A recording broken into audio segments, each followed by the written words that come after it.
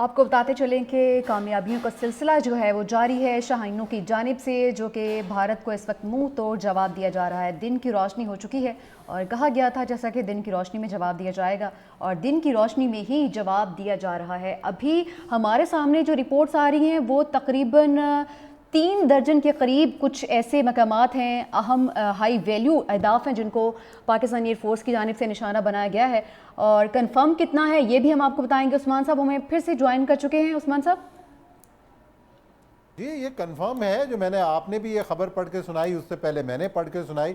एक बहुत बड़ा सेटबैक है भारत के लिए। जी जी 1.5 अरब डॉलर का मिसाइल सिस्टम, एयर डिफेंस का सिस्टम है, जिसको तबाह किया गया है उधमपुर में।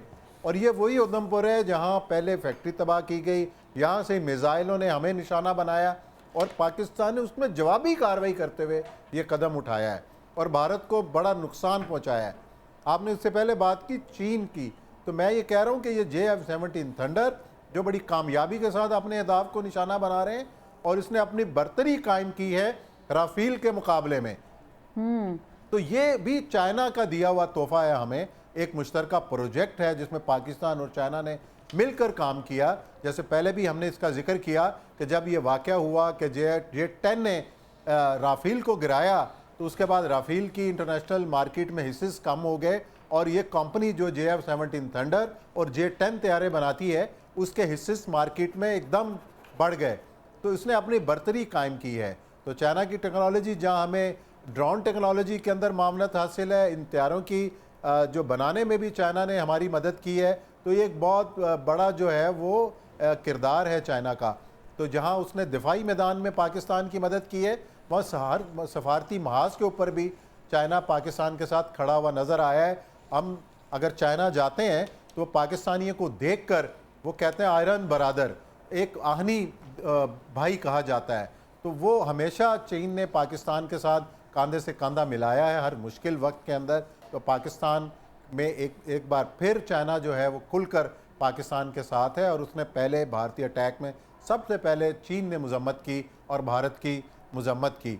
और आज भारत भी शोर मचा रहा है और भारत को डर है कि चीन अगर पूरी तरीके से इसमें इन्वॉल्व हो जाता है तो फिर भारत का कुछ बचना नहीं। बिल्कुल ऐसा ही है। सर अगर पूरी जनूबी एशिया की, पूरे इस रीजन की हम बात करें तो इसमें जाहिर सी बात है हमारे दोस्त ममालिक कुछ हैं वो भी शामिल हो रहे हैं, तो उनको भी कोई ख़तरात सिक्योरिटी को लाहिक हो सकते हैं सारी सिचुएशन को लेकर।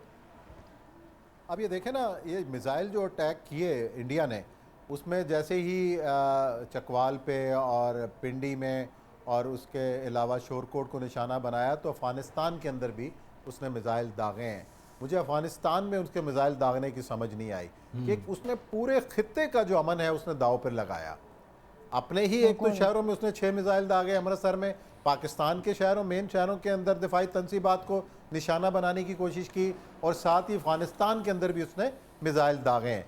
तो ये एक भारत के एक तोसी पसंदाना अज़ाइम का अक्कासी करता है कि शायद अकल के बगैर फैसले किए जा रहे हैं और इस जंग को वो भारत किस तरफ ले जाना चाहता है, ये भी समझ से बाहर है।